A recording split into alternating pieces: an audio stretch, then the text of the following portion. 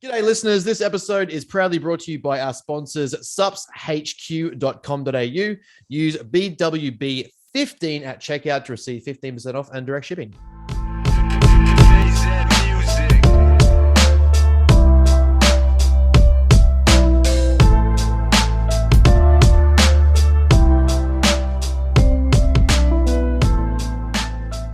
Welcome back, ladies, gentlemen, children, cats, dogs, those that identify and those that don't, to another episode of Bros with Brains, here with my co-host, Mr. Benjamin Button Mayfield Smith Jones Spidey. I don't know, I just see it in the background of your image. I got no idea. There's a Greg there somewhere.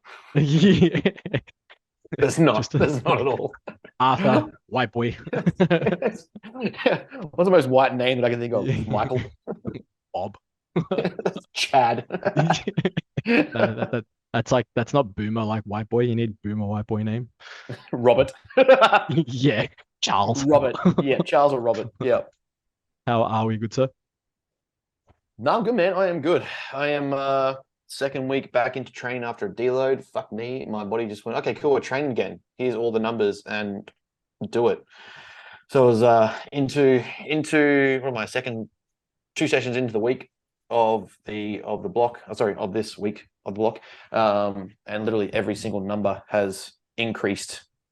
Like I maxed out 3 major lifts or like primary lifts in the program yesterday. So I was like, fuck, all right, I guess my body decided that the recovery and post deload progression was going to go off. So that was good. Little niggles here and there, but shit that happens. That's what we do. Just have a sore back forever. So what do you do about it? But no, just what do we got? We got more clients, fucking app stuff we're sharing now, so we're starting to get that to take off.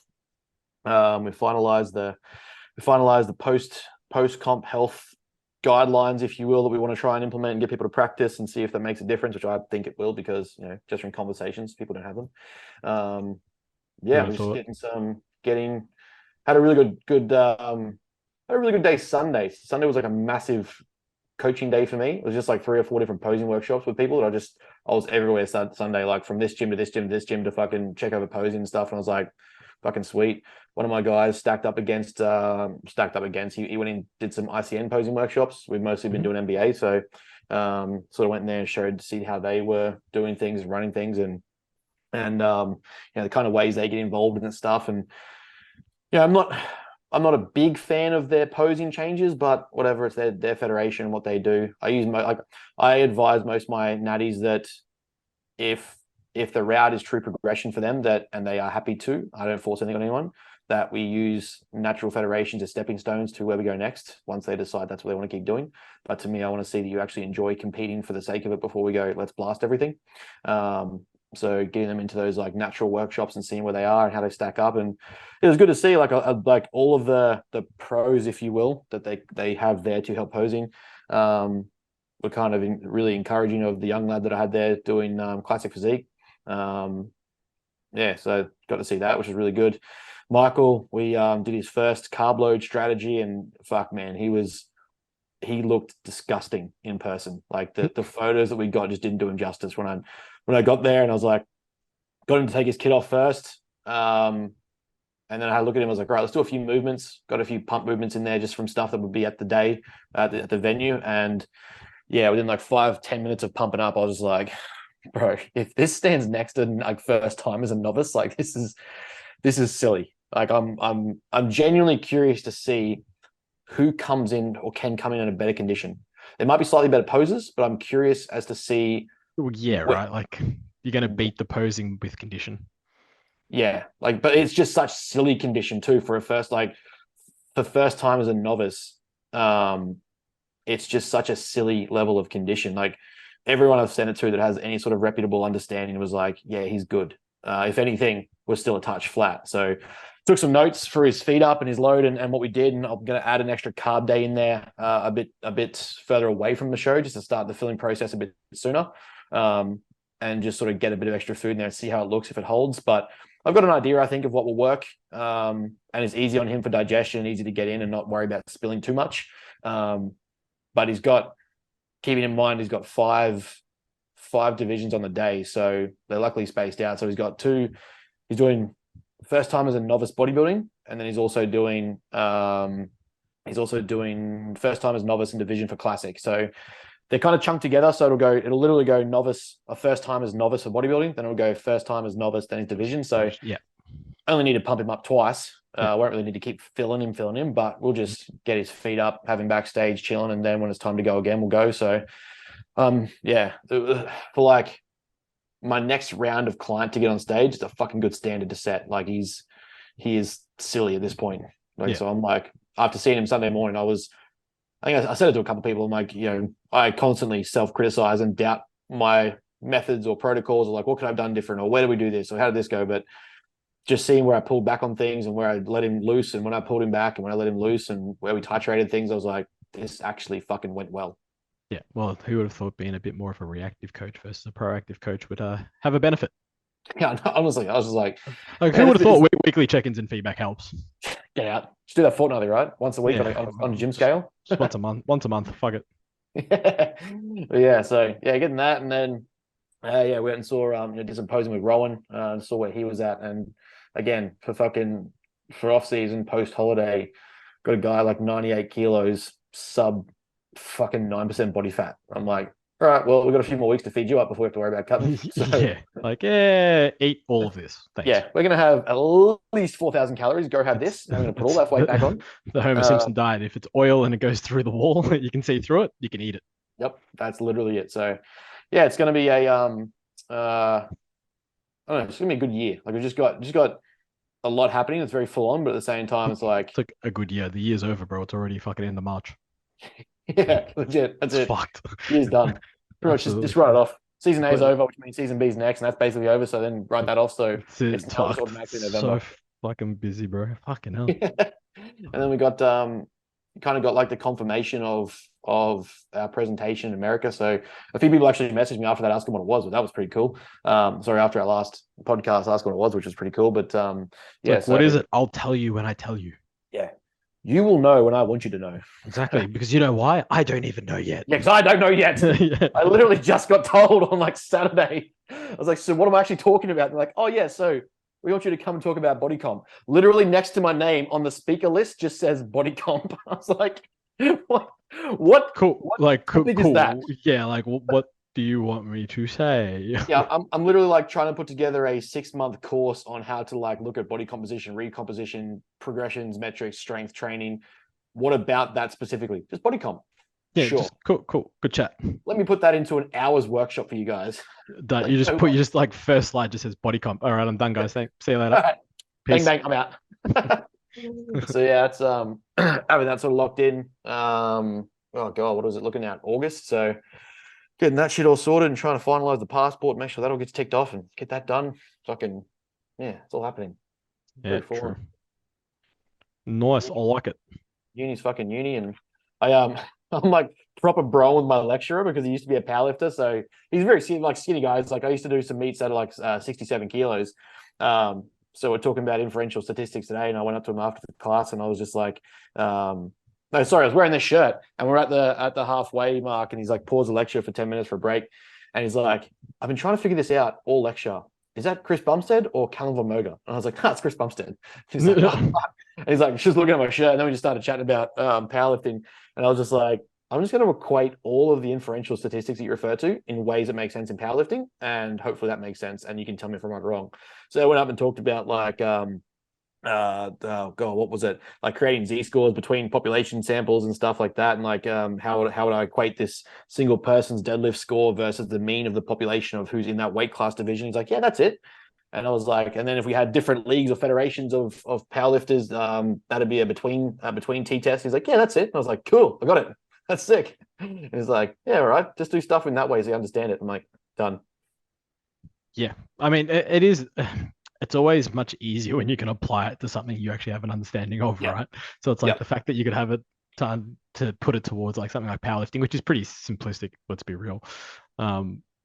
Yeah, it makes life much easier to grasp the Yeah. concepts of inferential statistics. Because fuck that for a joke. Oh yeah, 100%. I was just looking at the stuff, and it's like, honestly, like he he reviewed, I think it was like first year stats, and he's like, I don't need you guys to be able to write all these formulas again, but I just need you to understand what they mean. Yeah, like you should be able to identify them and be like, I just need you to be able to know that's what that does. Exactly.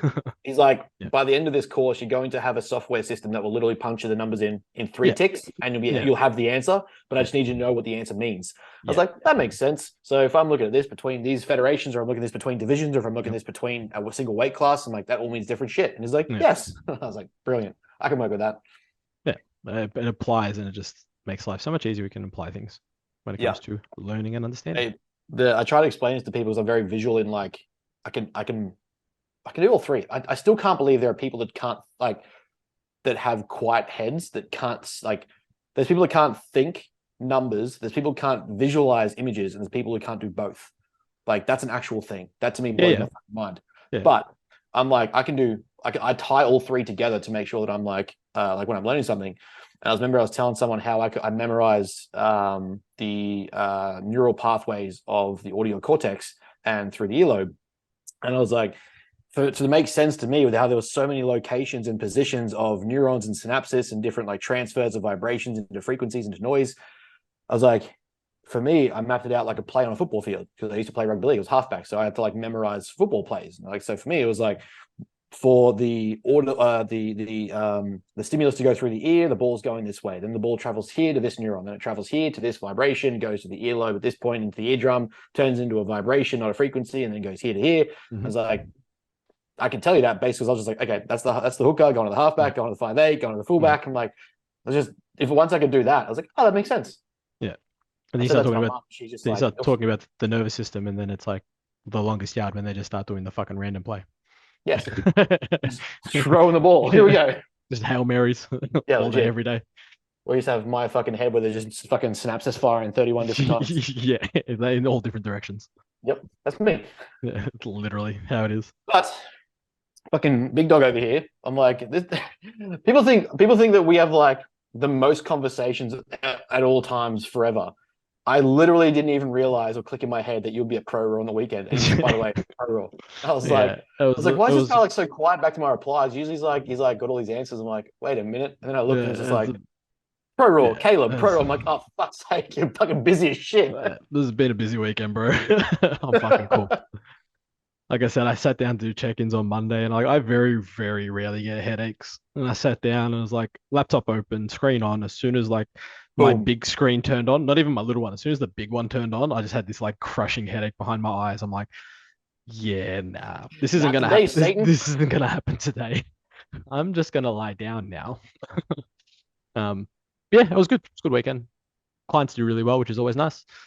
Some big numbers moved. Client got second, had one pull for first and just missed. And people are like, oh, why don't you just go for the podium? It's like, because we're not fucking bitches. Yeah, I don't understand. If you're not first, you're last. So actually, I couldn't say that because then his girlfriend, who's my other client, got second. So I'm kind of like, whoops. She's just like, I'm like, yeah, but you don't count. You're fine. And you did really well. We pushed for second. You got second. Yeah, and then had Sunday. My boy was in a very, very stacked lineup. But the thing was, he was like 10 kilos lighter than everyone. Because the weight, very tight. Yeah, the weight classes are 95 and 110, and he weighed in at 99. He'd already qualified at 1 to 110, and we weren't intentionally trying to cut to 95. It was just he wanted to go through a cut. And it's like, well, probably should have cut to like 102, 103 and just held 102, 103 for a few weeks. Yeah. But I feel like he just wanted to keep cutting. Yeah. Like he was just enjoying the process and it was just sort of naturally coming through. So I was just like, all right, well, fuck it, keep going. Yeah. I mean, still put up an insane total for that weight, like 99. So under 100, he put up 775, wasn't it? 770 something. Yeah, something like that. 315, 300, 155, 160, I don't know, 162, maybe. I don't remember. Something. Yeah, put up some good numbers. It was a good week. It was a good weekend. Fucking packed. So many people. Was it in Melbourne? Yeah. It was at PTC Frankston or PTC HQ in Frankston. Man, one thing that is missing, I think, is the fact that because of everything that happened with Arnold's, there isn't that big fucking fitness event expo at the moment for Australia. Apparently next year there's going to be one. See, I'm curious how they're going to do it though, because it liquidated. So I'm not sure how. Like, I'm not stirring shit with the IFBB or anything. I just don't know how Tony is going to get around it, whether it's rebranded or renamed or what. But Yeah, from what I'm told, there's going to be an event of some sort next year that will have Pro Raw at it. just because, like, I think, yeah, like, a small dungeon gym like that doesn't really give the hype that Pro Raw deserves. And it doesn't really have that expo feel where you've got fucking vendors and events and situations and bodybuilding and powerlifting and strongman. It's like, well, yeah, usually they're hype as fuck. I'm surprised because usually with like a nationals here in Vic, they'd like hold it at like one of the centers, like one of the function rooms at a big hotel or something like that. So yeah, that's like, Frankston Art Center, like like a Mhm. local town's art center or community center or something like that. But the gym's good though, because the gym's obviously got all the equipment already there. He doesn't have to move it. Like for all the warm-up area and stuff, it's big enough area that people can get some seats in. Like, it still works there, and it's like it's the OG PTC, so it's kind of like almost nostalgic in a sense. So it's like we know that everyone knows where the gym is. It's easy access. Parking's fine. Like it's not bad. Yeah, It's just that it's fucking 45, 50 minutes away from where I live, but that's fine. that's fair. Yeah, it's not a big deal. Like it was a good day. The Friday was a long day. It was friggin' 4 flights, and I had one in the first flight and one in the last flight. And I'm sitting there like, for fuck's sake. It's like I got there at 8:30 for weigh-ins and didn't leave till I didn't get home till 9:30, I think. Fuck. Yeah, 9:30. It was a fucking long day, bro. That's a big day. Yeah, it was. I will admit, I didn't really until I started seeing you in the background, like of all the videos, like just how much the difference is with hands-on coaching to bodybuilding. Yeah, that's what I was trying to tell you when I did your show. I'm like, this is fucking easy, bro. Yeah. Like, we're just chilling. We're just lying down. Cool, sit down. Lying down in lollies. Yeah. This is fucking There's great. no strapping knees. There's no fucking psych ups. There's no fucking like. Yeah, no, make sure you have this at this time. Yeah, play strategy and pick attempts and shit, which is what I did with my girl, because it's like we got to the last deadlifts and we got 2 deadlifts and she was coming in, I think, 4th. And I looked at sort of the deadlift openers and I know my client, I know sort of like where she's at with the deadlifts. And I'm kind of like, okay, well, most coaches, when they try to play strategy for powerlifting, they always leave it to like usually the last deadlift. Yeah. So it's like second to third attempt, and then they'll go to the board, look at all the totals, and be like, okay, like what do I need to pull to either place or even win? And it was like, well, hold on, I know that I can get more out of my girl's second attempt than her third, because she's going to accrue more fatigue as the day goes on. Yeah. So I'm kind of like, cool, I'm just going to push the second attempt more than what I would usually do, because I feel like it's going to be there, and if there's any chance, this is where it is. So that's exactly what I did. I'm like, okay, cool, I'm going to bump up an extra 5 kilos on her second attempt versus the original attempt I had in mind, which would have still kept her in the bracket where they can catch her. So I was like, fine, bump it up. Took the attempt and she hit it, and she hit it fast. And I'm like, sweet, we've created this buffer. Now we're in second, and we're in second by like a 5 kilogram buffer. And it was after those attempts that some of the other coaches started looking at the board, like, oh, like, where do I place them? And I'm looking at them, look at the board, and I'm like, you're not going to catch her. I'm like, you fucked up. You should have gone heavier on that attempt and kept on the gas, because then that would have forced me to change my mind. So then on her third attempt, I put in like a high number to see what they would pick, knowing that they would pick something that's going to keep them safe and hope that she misses. So I'm like, okay, I'm going to put in like another 15 kilo jump. So then they've put in all their attempts. So then as they've gone through the attempts, as it starts the third attempts, I've gone to the board, to the desk and gone, can I just drop that down by 5 kilos? I only needed this number to win, not to come second. And then they were all looking at me, and then they were all looking at me like, oh, fuck. I'm like, this is powerlifting, bro. Like, this is game day strategy. Like, what are you doing here? Like, I've been doing this a long time. Not here to fuck spiders, buddy. There's fucking levels to this shit. It's like, there's just, that level of difference in coaching requirement, like backstage, like, when I'm like, I'm kind of thinking like, how do I approach things with Mickey on game day and stuff like that? When do we arrive? When are we doing things? I want him to get in early, get his feet up, because he's going to be there for a long day. But at the same time, like, I don't want his kit off until literally show one. Like I don't want him fucking walking around like you just get guys will be like, yeah, I'm fucking top dog, big dog in it. Like I want to be the first one there with my kit off and fucking whatever. I'm like, I'm thinking I just want you to just chill out. I think I just want you to be like first one in, but last one to get your kit off because that's going to be where it's like, especially when the first timers stand up, and you're just going to demoralize a couple people where you're just like, you know what, man? Like we're not here to be cocky or arrogant, but I'm just like, let's just hold off. I'm thinking in my head, I'm just like, that's how I want to approach it with him, where we're not walking around like, fuck you, we got first. Anyone can think they got first. I'm just like, I know you're going to come in looking good. So I'm like, I'll just get you, we'll get there nice and early. I've got him already booked in with that tan chick. Like I had that pre-planned like 6 weeks out. I was like, we're going to come in, have you like coded, ready to go, chilling out. You'll be ready for like, I think he's in the first round of tans at like 5 a.m. So fucking, I'm told him like, getting your Valium and your fucking modafinil, your fucking melatonin the night before, have a really good sleep, crisp sleep, maybe a shot of alcohol to just fucking dry out just a little bit more. Realistically, probably not going to fucking need it with how good he looks. Just wake up from really good sleep, go get tan, start putting in food, and we just pump right before show. Then we take it off. I'm like, yeah, I think that's how we do it. Let's just chill. Like that's as much to me as much as like coaching strategy is for fucking bodybuilding, because he's not a later heavier division. He's not going to have to be as full, so it's not going to be like oh, we're going to keep feeding you up till you till you pop. I think he's just going to fill it like 92, 93 kilos and just be chill. So I'm like, yeah, that's what you want. Easy.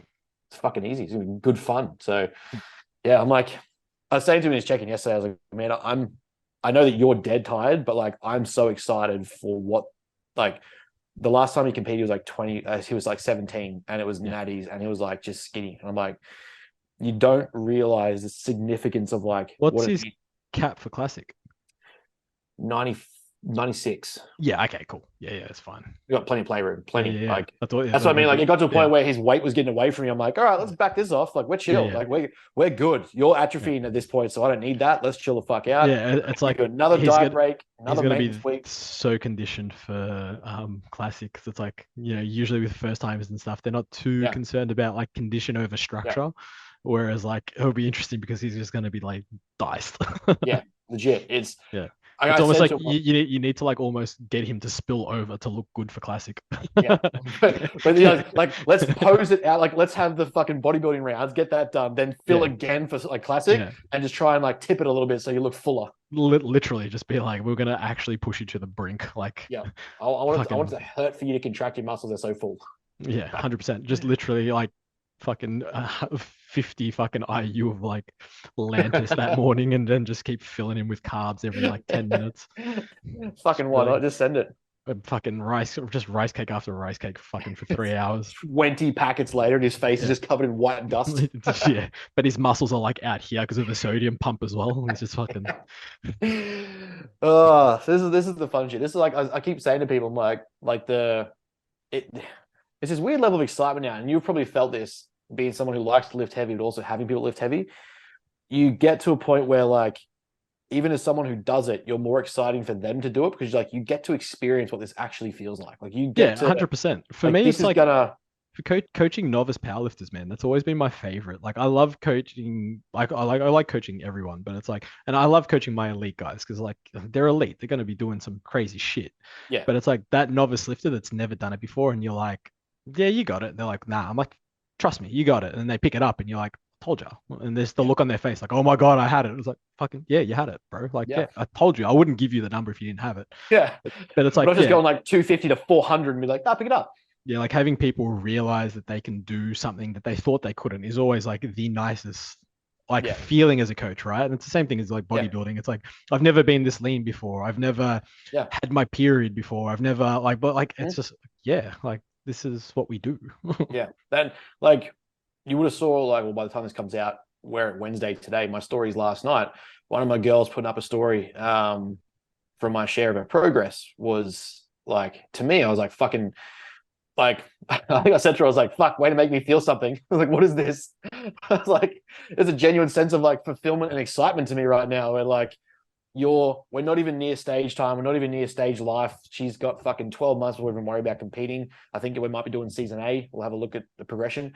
But like just the statement of like, I've never until I was with Ben, I've never had a controlled reverse out of my prep where I've increased food and I've been healthy about it, and I've made all this progress in my calorie intake and held condition. Like, as we know, like the goal isn't to hold condition per se post show, but if you can get calories up, be healthy, and still maintain condition, then fuck, things are good.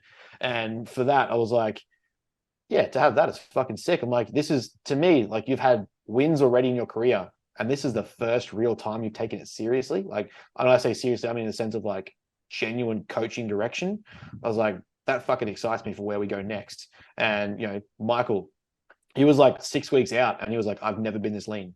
Like, I've got photos from when I've competed before, like I've been heavier, but, you know, last time I was at 110, when I was at 110, like you can see, like there was like, you know, stomach protruding, softer belly, still had abs and stuff. Like, he was jacked for 110, but like, it was a soft 110. Yeah. Now it's like, yeah, you're 92, 93, whatever, but it's like, you're a genuine fucking peeled to the brink 93 kilos. And he's like, I've just never been like this. I'm like, man, we're not even on stage yet. You haven't even got the tan on yet. You haven't even got the color. You haven't even got the fucking trunks on. We haven't even got, like, you know, your hair done and shit, and like fully shaved. Like, he's still got hair all over his body. I'm like, bro, get that off. Like, watch just the sheer difference on stage when all that kicks in. It's like, and we load everything. Yeah, it's like Joe did my check-in last week, a week before. He's like, man, like, can you hurry up and get rid of the rug? And I'm like, I've got attachment issues, bro.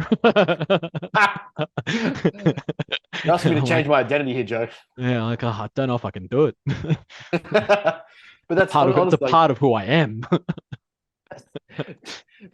Don't ask me to stop being a man. I won't do it. It's my defining feature. Then when I train my triceps. And then send me leg photos. You know how many people fucking piss themselves every time I do it? I'm just like, yeah. Well, you get what you get what I'm referencing. Predictable at this point, week to week. Yeah, literally. I'll just do it every Tuesday because Tuesday's a leg day. That's fair. But yeah, just look at my socks. And then, you know, just looking at the team of kids that we're building for season B, like, just fucking youngsters that are loving it and responding well, both male and female. Like, I had some positive but also interesting feedback. So it turns out one of my girls is known by these other females that I know that are in these different natty federations that were like, I don't want to say stirring, but were perhaps curious as to who a new coach was, or like why she went with them versus, say, other coaches. But at the same time, she's pumping 3,000 calories, barely gaining weight, and never looked as full or had as good a like glute shape in her entire life. And I'm like, what more do you want? Like, your shoulders are getting jacked, your ass is getting bigger, your legs are looking full as fuck, and you've still got a tight midsection, almost abs. I'm like, what's there to question? Like, the result speaks for itself at this point. Now we just land the plane on stage and just see what happens. Yeah, well, that's what you can do, right? It's just, hey, but it's just funny to me. Like, I'm noticing more and more once I'm in it. Like, even if you don't want to engage in the not the bickering bullshit, but like, there's the clicks of it, and even if you don't want to engage in it, it's still like you're involved in it. I'm like, I just don't give a fuck. I've got too much going on. I'm too busy. Like, I don't care. The drama. Yeah, it's like, I want. Is it so weird that a coach just generally wanted their clients to succeed and not give a fuck about anything else that goes on? Like, hugely weird. Yeah, that's an outlier. If you're not involved in the drama, you're not a coach. Yeah, that's the 99th percentile right there as a coach. 100%. Yeah, that's just. But I mean, it's kind of like a good little cheeky segue to what I thought would be a nice little ramble this week. We'll fucking, yeah. So we're kind of talking off screen a bit. I've noticed a few more. The trend of showing your holiday coffee by the beach whilst you're online working as a coach, and I'm the office work, the cafe online coach sort of jazz. Which, don't get me wrong, yeah, every now and then having to work from an office, like a cafe or something, if you have to, is totally fine. But like those coaches coming up where they're like just showing the 6-figure lifestyle and the 6-figure business, and like, I can do this on the go, and this is where I work from, and I'm on the cafe at the beach fucking sipping my coffee and doing my check-ins. Firstly, that sounds so fucking frustrating to me. Like, if I have to listen to people in the background talking while I'm doing check-ins, and also if I was someone in that cafe listening to someone give check-ins, like, that to me is just so awkward and uncomfortable. Like, I've got like bikini trunk females on my screen. Yeah, you're right. That's what I always found funny when people do check-ins at like airports and shit. You know, like, I don't get me wrong. sometimes like you got to work when you got to work. Like I can Legit, yeah. I can understand that, but it's kind of like if you're doing check-ins and client check-ins, and especially if they're doing like photo check-ins, like unless you have like your back to a wall where there's no one behind you type scenario, like Mhm. people again, people aren't going to obviously see these people or anything like Yeah. that because it'd be like a glancing view and all that sort of shit. But it's like, are you doing it to seek attention, or like are you Yeah. doing it? You know what I mean? Like, are you Yeah. doing it to show like to give off the persona that like yeah, like I'm doing work in an airport, I'm important type scenario? Yeah. Like, And I've set up my phone over here on camera record so that you can see me doing like it. I can share it to Insta like later. like you've seen me, like I travel a lot, especially in the last sort of 12 months. I've been traveling Mhm. heaps. I've had to go to Dubai a few times. I'm like going to Bali. Mhm. I'm going to go back to Dubai. Like flying interstate. Like Mhm. when have I ever done a check-in like at a fucking airport? I couldn't think of anything worse. And again, don't get me wrong, I am very lucky. I get to fly business class when I fly international because yes, I'm a prissy bitch and that's how this works. But I get to sit in the airport fucking lounge. I don't know if people have seen the Emirates lounge. It's fucking phenomenal. Mhm. It's what the last thing I want to do is work. You know what I Yeah. want to do? I want to abuse the food and abuse the alcohol. I'm like, Yeah. chill Yeah. out, charge Yep. my shit and get ready to jump Yep. on a plane. Like, Mhm. the last thing I want to do is pull out my fucking laptop and have to do work. Now, Yep. unless there's a client who's, maybe in prep, like, Mhm. they're in deep in their prep and all that sort of stuff, and they can't wait another day or Yeah. another fucking 10 hours or whatever it is. Mhm. Like, then yeah, maybe you pull it out, sure, get it done, whatever. But majority of your clients as a coach, you're probably going to be okay if they don't get their check-in for like a 24-hour period. They'll be okay. Yeah. Like, Hey Friday team, fucking eh, I'm doing this, I'll be on the plane. By the time I land, you'll get your you know, videos. yeah, you know what it is. Communicate. Yeah. Tell them, hey, but hey Yep. guys, just a heads up. I'm not going to be able to get it to you next week, or even if it's like literally the fucking morning of or the day of. Hey, sorry Mhm. guys, I'm not going to be able to get you check-in today. Totally forgot. I'm flying all day. I'll get it to you when I land and when I'm in the hotel and ready to go. Time difference is going to be a bit weird. You'll probably wake up to your check-in. No stress. I have already mapped out in my head, like, okay, so let's say like all things go to plan. I take this flight to America. It's a minimum, if I found my cheapest flights, minimum 30, 32 hours. So I was like, you know what?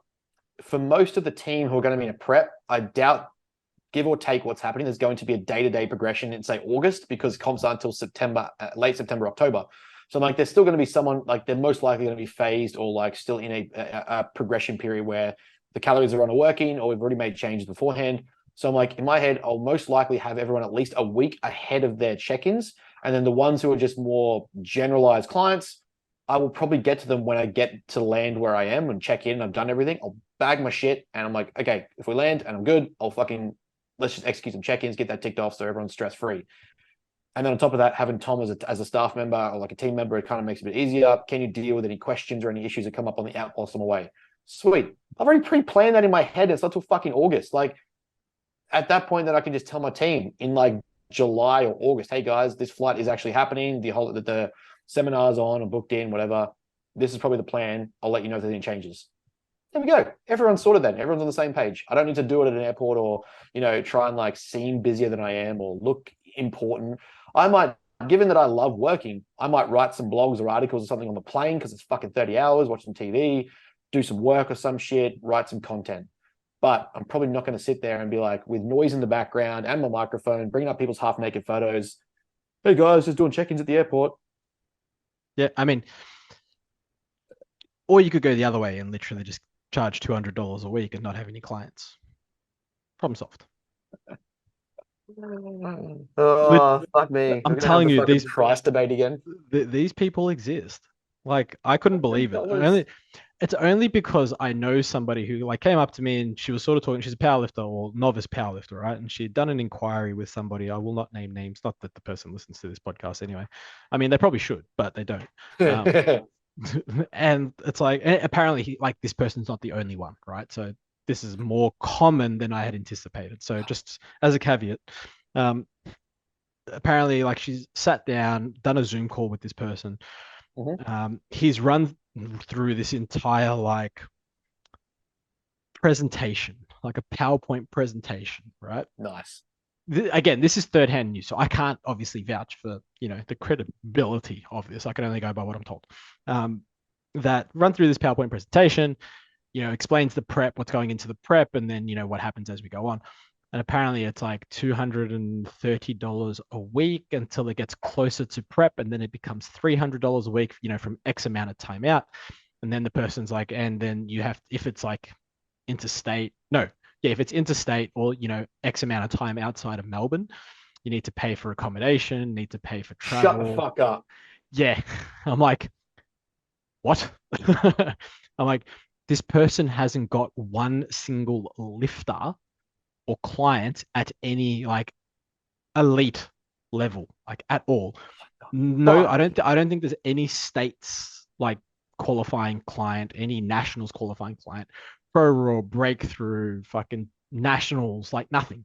I'm like, then apparently I was told that he like talks about he trains with and lifts with like all these elite people. I'm like, they're my fucking clients. I'm like, what? I'm like, this cunt trains with my clients. Like, what are you talking about? Like, I write the program. Like, are you off your head, bro? So he's using training with as I train to try and sound like, yeah, like that's his claim to fame. And like, again, I think I'm pretty sure he's got like formal education and all that sort of stuff, which, fine by me. I couldn't give two shits. But it's like, bro, what are you doing? Hang on, pause real quick. I gotta go to the toilet. Oh, righto. You couldn't wait, but that's fine. But I guess like that's a post pee break. A liquid break. But I guess like that's a really good point, I guess, to kind of like where I was in my mind going with the rant point is people really misunderstand or think like online coaching or online business, entrepreneurship, whatever, is like this super easy get rich quick scheme to just start making money, especially when you don't have either a passion for it, you don't have a love for it, you don't have the skills for it, you don't have the knowledge for it, or the enjoyment of it. Like to think that you can just, this is where like marketing gurus or like business gurus don't understand service-based business. And they'll just say, you know what, set your price, king and for fucking queen and boss babe, and you tell the world how much you're worth, they'll come. And you be confident that's what you're worth. Well, I'm sorry, but the market is dictating that isn't what you're worth because you don't have any skin in the game or stakes to hold. You don't have any reputable result to say, look, what my product is gets you this and it's worth that price. Yeah, your education doesn't necessarily dictate such a high price. And it's a harsh thing, and it's a weird reality that we live in because, if you work a normal job, like a 9-to-5 type scenario where you're employed by someone, then it's probably a bit of a different story, right? Like you're a lawyer, you have a law degree, whatever it is, you're going to probably get a pretty decent entry level. I mean, if you work private, not government, but if you work private, you walk in and you get a decent wage, and then guess what happens? Relative, right? Like it yeah, it is relative, but you're right, it does go up. It just so happens to be that base wage is probably higher than what most other base wages would be based on, your qualification, right? Yeah. It doesn't work like that in the online space. Oh. You know what works in the online space? Time and experience. Yes. Results, like especially in what we do in this field. It's like, well, you need to have the results to back you up. And it's people, when I tell people that I literally started at $100 a month, they're like, what? I'm like, I charged $100. My original OG, like Darcy will tell you, I used to charge him $100 a fucking month when I first started for online programming. Like, that's what happened. That's what we did. Like, remember, like PTs charging like $40 to $50 a PT session. Yeah. Until guess what? They worked with a number of people. They got results. They got variety in their knowledge, and then they'll be like, okay, you know what? I'm actually worth a little bit more now. Yeah. Like, but again, nobody is worth $200 a week. The only caveat I put to $200+ a week is if you're doing a hybrid model where you're online as well as maybe doing one PT a week or 2 PT sessions a week. It's the only time I'll be like, you know what? But this was obviously directed at online only coaching. Yes, and like the thing is too is there's nothing. There's this weird premise that like hard work and experience is wrong, or that it shouldn't be part of it, or you should just be like, here's the model, just get started and get all these results and have money and blah blah. But like, and I was saying this the other day because I was speaking to Coach Cab, and I was like, this is where we are, and this is the progression of the company, and this is what's happened, and like I'm really excited about it. And he's like, cool, this is where I want you to triple down. This is where I want you to do these extra things. Like I want to see a result here. Like I've genuinely taken to this man as kind of like a mentor and an advisor, and he's just invested in the company succeeding because he kind of sees where I am where he was, and is like, you know what, I can help you shortchange that. Like I can help you with what I did to get faster or get a bit further ahead. But at the end of the day, I still need to prove that my system works. It's different to anyone else. And there's only so many things that are different about, you know, the way I coach or coaching principles in general. Like there's at a certain point, the coach has to be hands-on enough, get enough results with the system or the implemented strategies to know that this actually can be strategized and works, and I can sell it at this price. Or like, fuck, I'm getting that many results at $100 a week. The list is waiting too long. I can make it 110 and bring on some other coaches and yada, yada. But it didn't start there. No. I literally started, I left actually, no, it was 6 figures at all. I left a relatively secure, safe paying job plus monthly bonuses in charge of $1 million stores that I had the potential to make an extra, I think it was like an extra 15,000 a year in bonuses if you got them. I'll be loose with that. But that was secure. I was paying comfortably. I was paying off bills. I was paying off mortgages. I was doing all that stuff, comfortably living on that, handling my cash flow, all that sort of shit. I left that, and on paper, Matter started, and you can literally see the post that Brooklyn shared on Matter Marketing the day or yesterday, or what will be Tuesday. I started with 6 clients on the book, absolutely none of which were prep or bodybuilding related athletes. That to me was like, I needed to then show that I could even get people lean, I could get people built, I could get people results, I could get them systemized, periodized, I could get a system in place that would work. And I could also still have my hands-on approach as a coach. I'm very unique in that I have studied things like, you know, I went and sought extra skills. Even when I was working this previous job, I was like, I need to set my skill set up to walk away. So I need to be doing, whilst I'm, you know, I've had this conversation with several people, whilst I was at my job full time, I swapped my schedule to go to uni on the weekdays. So my weekends from the job were weekdays. My weekend was working full time, so I could get the higher pay increase on my awarded contract so that I could get more money, that I could then do like overtime hours that I wanted to do, like Saturday mornings, do taste tests and gym events and shit like that. But then I would have Wednesday, Thursdays to do all my lectures, all my tutorials, and all my homework. And I could do that. Then from there, I also set a KPI outside of business that was to have 2 to 3 upskilling courses a year. So I was doing like behavior change, acceptance and commitment therapies. I was doing J3 University, all this stuff, so that when I was like, you know what, I'm wasting my knowledge not being back in the coaching game. I've had 7 years of being in and amongst fitness, and I got to a point where I was just basically coaching customers for free. And I was like, they're coming in asking me questions for advice and fucking training and shit like that. And I was like, cool. That laid the template for me to walk away and quit and just start the risk of taking the job.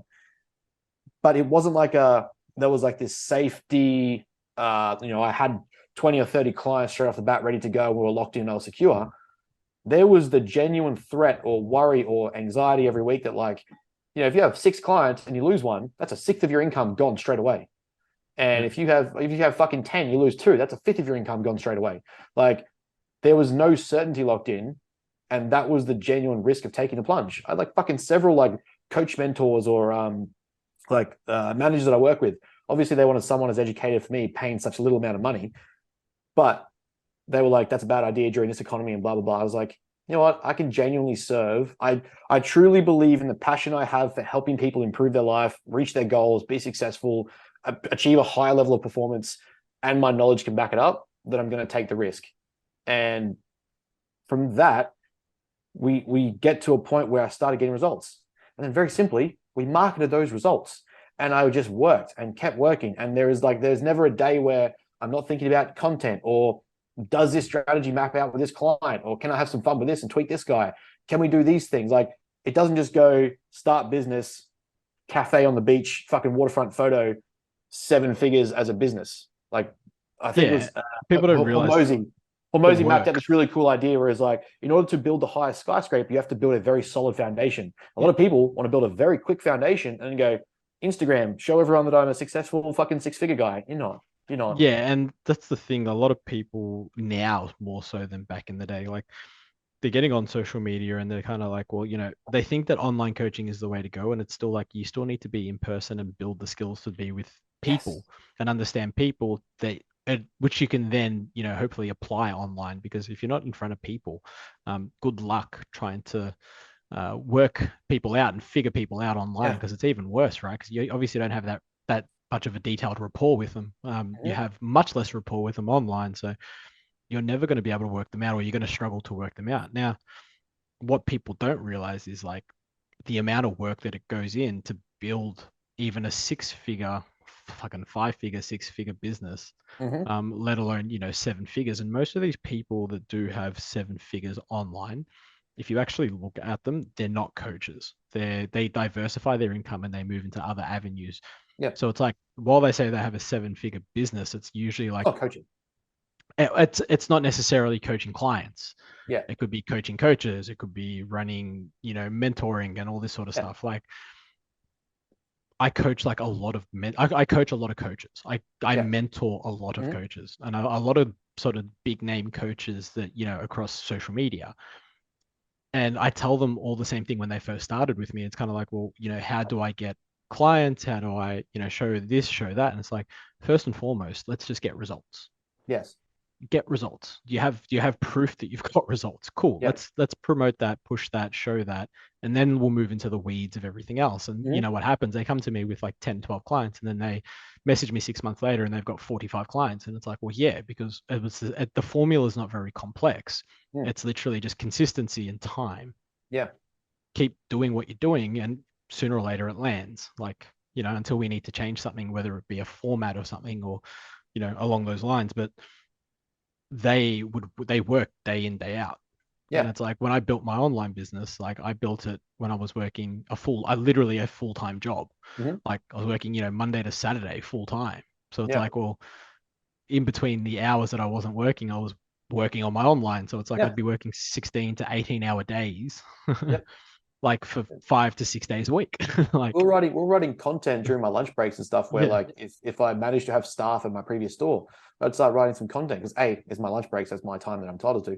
But like there was things where I would have the schedule mapped out where like, okay, from 6 p.m. to 8 p.m. I'd be training, getting my fucking training done, then I had to be home, showered, then I'd get to my uni content, then I'd do my research or what have you, and then I'd be in bed again to repeat it the next day. Like there was, you know, points in time once I committed to uni, but then also I was like, matter is what I want to do. This is where we want to go next. And this is what I have to work up to.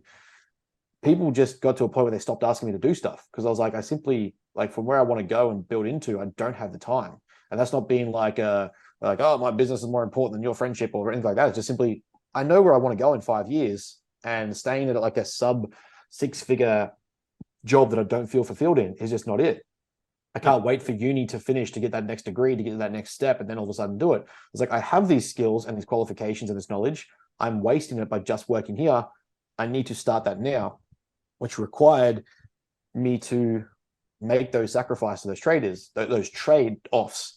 And it's just interesting to me how, I don't know, like, because you do see all these ads or these content come through where it's like, you know, make the 6-figure business happen now, and you can do this and start trading this and you can drive this and work from here if you do this. It's like, yeah, you can, but the incongruence between what you're selling as the time frame and the reality is what causes a lot of problems, because people will make that jump and not realize, like, I think I had like 400 hours annual leave saved up so I could just quit in a chunk of pay and know that I had a backup support where I've got a comfortable time to get some free. And there's the other thing, I have a lot of coaching away for free, and I still make sure that I give away content for free where I'm like, this is the bare minimum to me that I'm not going to charge you for. Like, you just need to know this stuff. To work with me as a good client, you should just know what this stuff means anyway. So it's free. Here you go. I will doing that from day one. There was like clients that we work with for free that even up until like 6 months ago, I was still working with for free because I was like, I wanted, like, your results enable me to market that and show that off. You trusted me and not anyone else, and you gave me your word and your effort. I give you my word and effort. Let's exchange that and get some results and push that.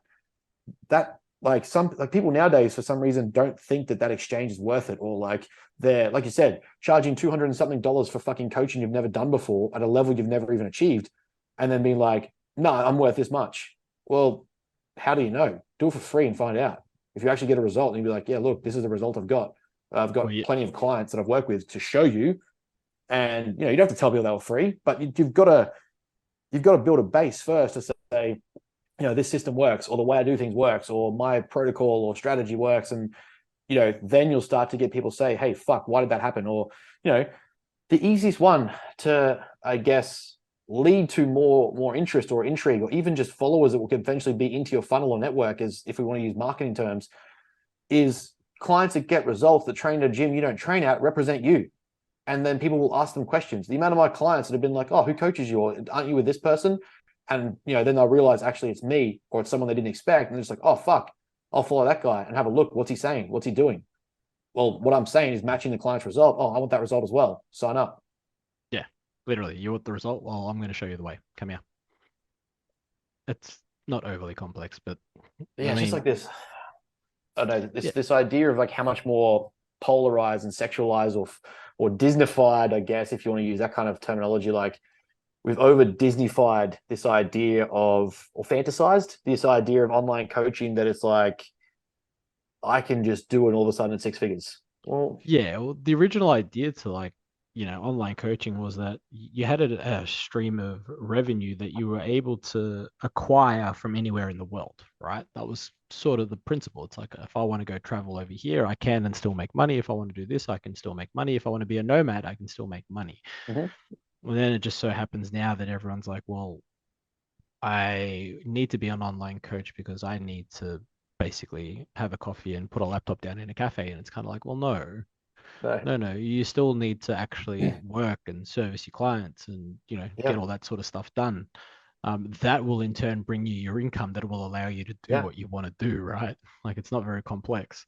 the minute Um, you stop treating yourself, like, let's say like you make that plunge and you're running that business, the minute you stop treating it like an actual business and don't give it that same respect, the second it's not going to work. You can't, like, it is still a business. It's still a service-based operational business that requires the same level of respect. On these days I do this, on this days I do this. Sure, in these periods of time I'll fit my training. I have my task list that needs to be executed. Until you have staff per se, where you might have to check in at exact times or start working with people and be like, look, at this time we're doing this. If it's just on your clock and you've got a system that works for you, like, I don't know, I don't start check-ins until 10, or I don't go to the gym until 9, so I'll do this before or after. Whatever it is your system is, it still needs to be systemized in a way where it's an actual job that you are treating as a business. And obviously that's just the part that people, I think, miss, that you actually need to do the admin, the behind the scenes, the, planning out, strategizing content, marketing, making sure you've got people to work with, make sure that you're reaching people who are, or getting back to clients so they feel connected to and entrusted and looked after and respected. All that shit, where it's like, our big premise is always that I want you to walk away. Whatever time you quit with Matter, whatever time you quit with me, or if you walk away from it, it's out of choice because you're happy, you achieved your result, and you walk away feeling like the amount you paid is minimal compared to the value in return you got for it. well, yeah, and charging 200 plus a week is not. And charge the way to $200 a go week. about it. So yeah, I better give you like $500 worth of week stuff. Yeah, and it's like, what the fuck do you give for $200 a week? Like, I'm so curious. I kind of just want to do it like, I kind of want to sign up and just see what you get, but at the same time, I feel like they'd know that they'd know. I'd be like, can't do it. I'll do it. Yeah, but they probably know tax too. write-off for week one. I need to get like one of my clients to try and sign up. I don't think I could physically map out an invoice that explains what I could sell for $200 a week. Yeah, Like I just, even if I've got fucking Olympia level coach clients, like, there was some chat on the Bro Chat podcast the other day. They do it for free. Yeah, they either do it for free for further reach for small, like lesser known clients to sell their service, or they'll do it in exchange of like, if you win, I get this substantial stake. Yeah, take part of the purse, which happens a lot with like fight camps and stuff like that. Yeah, exactly right. Yeah, they get the purse and they take a percentage of the purse. But at the same time, to have that level of notoriety to say, hey, you can work with me for free, but also I take this percentage of stake, that's a level of coach that can do that because they've got that result. Well, that, and also they have enough clients from, like more Gen Poppy type clients or more amateur level clients that are paying that, so they can afford to take on and that too, yeah. the 1 to 2 pros, where it's like, okay, well, I can obviously look after you because these guys are going to be pretty easy or pretty routine based to look after, right? Mm-hmm. Yeah, just thought it was an interesting, again, seeing people kind of hyper polarize online coaching as if it's like a walk in the park, or it doesn't count as a job or what have you. But yeah, to me, it's like there's still so much to it that we have to pay attention to and treat like any other job. Yeah, well, it's actually more than that, because it's a business. It's your business. Well, that's just it, right? You are your business. Yeah, 100%. That's my should we ramble. should we do some questions? Yeah, let's do it. Let's do it. All right, what we got? Why are calves so fucking annoying to grow? Because you're not treating them like any other muscle group that requires priority and growth. Yeah, calves are a funny one. I mean, my calves have finally decided to start growing after 10 years, so it's literally JP's philosophy: get really strong across all rep ranges. Mhm. Like, train them 3 times a week. Have one heavy day, one like medium day, and one really like low pumpy day, and see how that goes. Mhm. And do that for a good 2 years. and see what happens to your calves. They'll probably grow, provided obviously you're feeding yourself enough food and all that sort of stuff. They're not going to grow in a cut, believe it or not. Or you just use more drugs and grow them during a cut. Well, that too. Just inject straight into the calf. Yeah. Would you rather be alone for 3 months or not a second Alone for 3 months. of What question? wait, hold on. Would you rather be alone for 3 months or not a second of alone for 1 month? Yeah, okay. So if you're like Alone for 3 months. constantly, if you're constantly with someone, like Not I imagine, even- I imagine this is literal though. Like, so it's like you're constantly have someone with you every second of Yes, the that's day what I'm presuming is for a too. month I stand by my versus answer. like literally not Yeah. one single person for 3 months. Yeah. I think it depends on the person because you could be like, you just stay over there. No, because they're like if the extremities And of those two, they've got to be in your face for that whole month. Well, I don't know though. That doesn't say that. It just says alone or not alone, right? So it's like the only awkward time would really be going to the bathroom. It's like turn around, block your ears, close your eyes, like Block I your don't know. nose. Like yeah, Just like getting real. get a I had peg, 4,000 like calories today. yeah, like you know what I mean. Like it Yeah. depends on the severity because 3 months complete solitude would drive you crazy. Nah. Yeah, 100%. Nah. 100%. No contact with a single person for 3 months, you would go crazy. Guaranteed. Well, it doesn't say no contact. It says alone for 3 months. I could be on my fucking phone. I could have contact to social medias. I still think even then you go crazy. No, I think you'd go crazy. the person in my space that directly for a month straight. If we're taking those two extremes, like one month this is what I'm completely saying. where Like, they're here, yeah, nah. yeah, if they're like in your face for a month, totally. Yeah. I'm with you. 3 months Yeah. alone. I'm just saying, like, in your general, like, they have to be like I guess with you, next to you, like, not necessarily in your face, but they have to be in your presence type scenario. Anyway, yeah, I'll probably take the 1 month. I think I'd rather just deal with it for a month. That's fair. Best energy supporting and cognitive support sups you've seen. Best energy, sleep. So I imagine food, carbs. Nah. a sup. I would just go alpha GPC. Yeah, alpha GPC is really good for like cognitive function. Yeah, like as a branded supplement, like if you looked at like a blended product perhaps, but as individual supplements like alpha GPC, caffeine, if you can get access to it, modafinil obviously is a no-brainer. Yeah, those would probably be like your 3 best bang for buck. yeah. I think alpha GPC as well as maybe so like basic energy would be like like your vitamin D and stuff like that. Yeah, I think a lot of the time people mistake like, oh, this caffeine product didn't do anything with also having like low vitamin B intake, low iron, low vitamin D. Yeah, like make The nutrient honestly, like petition is missing. like a basic fucking multivitamin, like you'd be right. Steps you'd go through to set up a reverse diet to bring a client's cows back up post cut. I mean, it really depends on the severity of the cut, right? Because like we've had this probably a few times on here, like a reverse dieting for X amount of weeks is not usually the way to go, purely because they're still in a deficit and we're trying to pull them out of the energy deficit as soon as possible. If it was up to me, I'd probably just return you straight to maintenance in like 2 weeks. But then people are like, oh my God, I'm getting fat. It's like, no, it's fine. It'll settle. Shut up. Yeah. So it's obviously client dependent and their mentality. Yeah. Was there not an equation, but a guideline where it was like half the time you prep should be like the longest period of time you reverse for or something Isn't like that that? a breakup? I'm pretty sure it's a breakup. No. It's a diet thing as well. It is a breakup, but it's a diet thing as well. It's like the amount of months you were together is like the amount of weeks it takes to get over it. I don't know, something like that. Yeah, something like that. But yeah. I mean, I'm sure I've either heard someone say it or I've read it for the diet. Maybe they were referencing that and they applied it to nutrition, but it It still kind of works. makes sense. Yeah, so it's like if you're prepping for 20 weeks, like you wouldn't reverse diet for longer than 10 weeks post Yeah. show. You should be back to maintenance by then at least. Yeah, I mean, again, it's a guideline. I would Yeah. just say maintenance in 4 weeks max, but Yeah. that's just me because we don't want to prolong the deficit, right? Yeah, just, but it kind of, I've seen people really misappropriate rebounds as if it's like this real magical pill of growth. And I've thought the process out too. And it's like, yeah, cool, that's going to happen. But at the same time, like systematically, you're just not in a place to grow. So getting your system back to a place that it can then grow makes sense. But like going from peak drug load in prep to then also trying to drug and grow straight after prep is fucking stupid. Yeah, agreed. Where did the rest of my questions go? No. Someone's asked, why are we so dreamy? Just one of those things.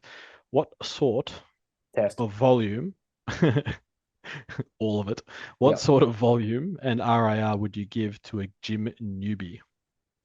I wouldn't even worry with RAR. They are so far from being aware of what their true failure metric is that if they're genuine newbies, just get them to fucking train hard and try and hit sets with genuine progression each week and just get better, because we know they're going to have neurological adaptation very quickly, which is going to be that first wave of response anyway. We also know they don't have a good proximity indicator or criteria to what failure feels like, will generally perceive exertion earlier than they should. So getting them to learn to train hard as fast as possible, to me, is one of the most sensible options.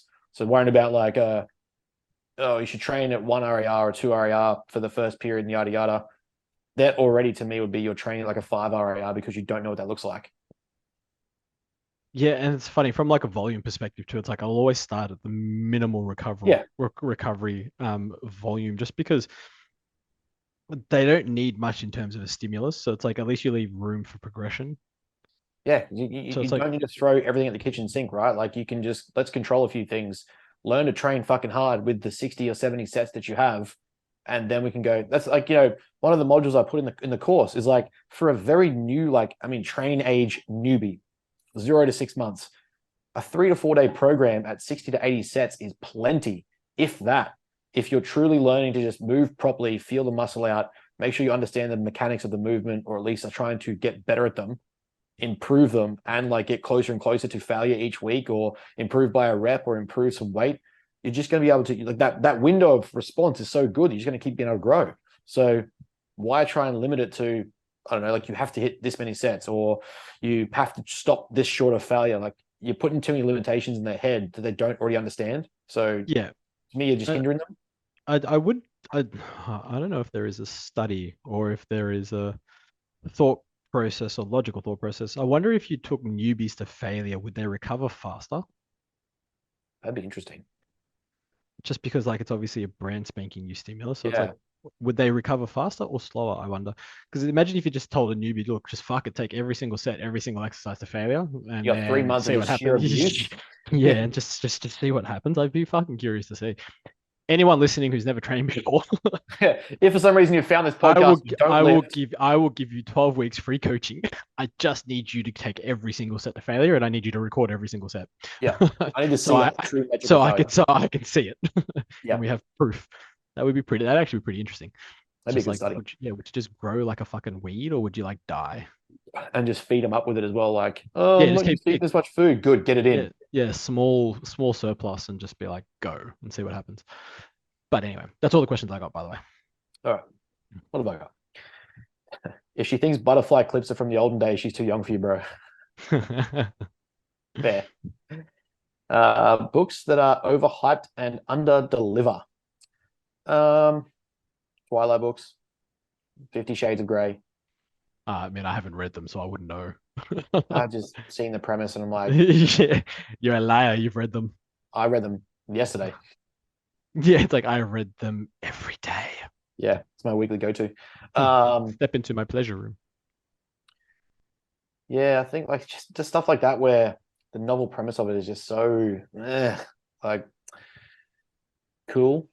I just think like the way they, especially the way like the cult response that happened to like when in our age, where it was like, you started getting chicks literally fighting each other over like, I'm team the Wolf guy, and I'm Team Patterson, and it's like your team fucking shut up. Like I I think don't care. for me, any book is any organic chemistry book. Any Also fair. organic chemistry textbook. Also fair. Because Very then you fair. get to the exam and it didn't help at all. It's great. Good times. I mean, I the Bible if you take it literally.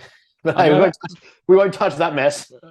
actually interesting. I have read the Bible back to back. The stories are actually pretty cool if you were able to take it away from the fact that it's like a whole belief system. If you Oh were to yeah, like, 100%. I yeah, agree. if you would like just read them as stories, like this is kind of cool. Yeah.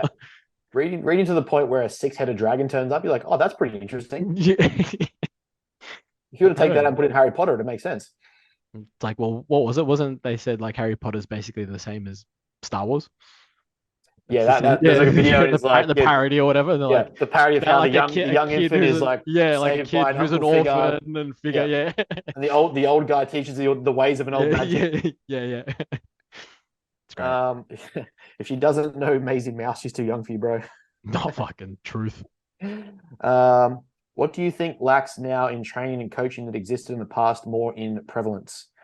I think we kind of touched on it before, like that hands-on face-to-face aspect. People want to jump straight to the online space without building that face-to-face, client-centric, hands-on, almost like empathetic understanding, like those soft skills. Like there's like you can have the hard knowledge, right? You can, like, if we separate or differentiate hard and soft skills as like tangible education versus learned experience from working with so many people. I just think there's some aspects of not working with enough people face to face, or having that ability to empathize and understand. Like, just because on paper you've written a 5-day program doesn't mean that the mum of 3 or the dad of 2 that also works a full-time job can tick it off and execute it. Doesn't mean they're bad clients. It just means that you didn't modify the program for them enough. And you just learn that by being in the gym with them, and like, oh, it turns out you're rocking up at 4 a.m. fucking exhausted. I probably shouldn't have you training 7 days a week. Oh, I mean, yeah. I think that's lacking in not. Yeah, actually, no, I do. I think that's lacking in online space a bit. You can just tell they haven't got that experience of it. Yeah, I mean, again, and that's where it comes down to knowing your client. That's understanding people, and that only comes from really working face to face with fucking people first. It's like actually understanding human behavior to a certain point, so that you can actually then translate it over to online, because you're going to have less of an interaction from a personable level. So you need to be able to read people much better. Yeah, exactly. What else we got?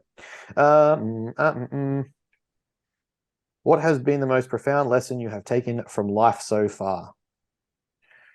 Gator don't play no shit.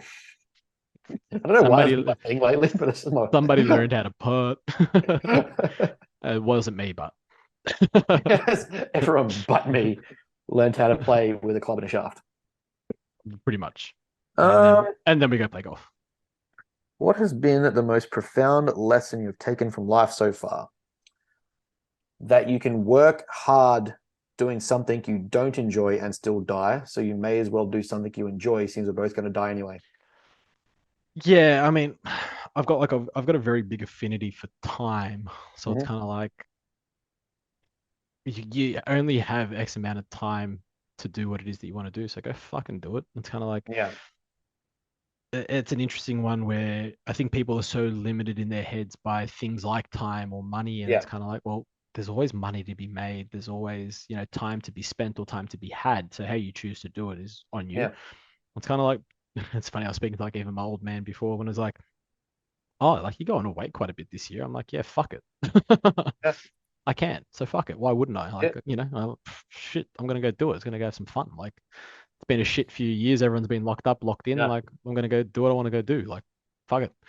I think he still hasn't, by the way, he still hasn't noticed my tattoo. Just saying. He hasn't noticed my new forearm. Can't fucking miss it. It is like, takes up the whole entire inside of my forearm, and he still hasn't realized that I've got it. It's great. Yeah, like, I think took him for a golf lesson yesterday, had it out and everything. No idea. It's like at this point you're just like pointing to it, like, oh, let's take Honestly, this club for a I swing. give him things in that hand with my forearm out, and he still hasn't Like noticed it. the It's fucking, waiters that come out, like the plates on there, and you're just like, yeah. yeah, And look at this. well, it's funny because Is this the food? so many people are like, yeah, I don't notice it because you look like someone that has like tattoos, like they suit you. I'm like, I guess it's a compliment, but at the same Yeah. time, it's like, well, fuck, it doesn't really entice me to get new ones, right? Yeah. But yeah, to your point, I think people really misunderstand time horizons. Like they like to sound Alex Hormozy-ish, they really misunderstand like the general lifestyle perspective, right? Is, well, I've got 40 or 50 or 60 years to do this. Like, what's the rush today? But the reality is, once you really get exposed to something that is time limiting or time taking, as in an injury, a disability, a death, a close proximity death, you start to get a notion or comprehension of like, yeah, you may think on average, and that's why we have averages, we have standard deviations and means. The average of life is increasing to 85 years. That's great. But there is also exceptions where injuries happen, accidents happen, things go wrong. You could spend 30 of those years in a wheelchair. You could spend 30 of those years, you become a paraplegic, and like, you kept everything in the it's okay, it could happen pile, and it ends up leading to you not doing all of those things. And eventually the time goes, and some of the stuff that we really want to do that's like physically able to do requires a younger, more youthful experience or like physical capabilities that being 60 or 70 and trying to climb a mountain or trying to walk fucking the, what do you call it, the Great Wall of China, or trying to run across Australia, like those things start to get taken away from you the longer it takes for you to decide to do it. So at a certain point, it just becomes like, well, the money can be made back. I've got a hard skill, or I've got a job, or I've got whatever. If this is not giving me the fulfillment I want, I've got all this shit I want to do, eventually I just have to do it. Otherwise, I'm not going to get to do it.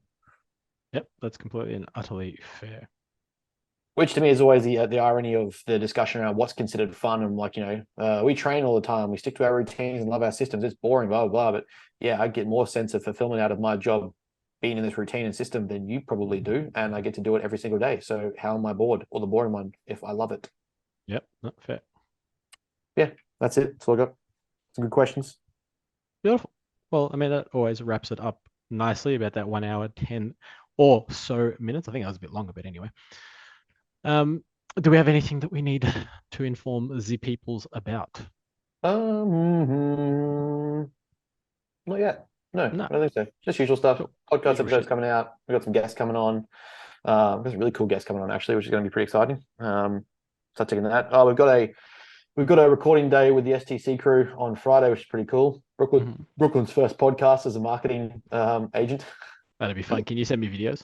You're giving a shit about it the whole time. I'm like, you're not get the first marketing go. I was gonna say, you're not in that podcast, are you? It's just her. No, I think it's like about business and marketing, so it's like the takeoff I was of gonna say, that just kind of thing. sit on the sidelines and just. I still will. Send video clips. I want to see like her fucking freak out. I'll just wait till like Benny and Jace just direct a question to her. I'm just gonna sit there doing these ones. Yeah, 100%. Like get out of the camera. I just want to see. Or just do like a fucking Ellen DeGeneres in the background. I just want to see her like start sweating bullets. It's gonna be hilarious. 100%. So yeah, it should be a good day. We got that on Friday, which will be fun. We've got they want to do 2 podcasts actually. So there's the first one like I think around preps and stuff, and kind of how business is taken off around that, and then we're going to go do a podcast, a YouTube episode training with them, and then come back for the second one. So big fucking day on Friday. Yeah, it'd be fun. Not much going on my end. Taking on some clients. I'm still trying to work out if I want to take on more powerlifting clients or not. One of those things. I'm always caught in a conundrum. Anyway, we'll see what we do. But as always, ladies and gentlemen, thank you for tuning in. And if you wish to address any topics or points of concern, message Ben. No, put them in the question box that we put up on a Wednesday morning. That's fair. Thank you, one and all, and goodbye.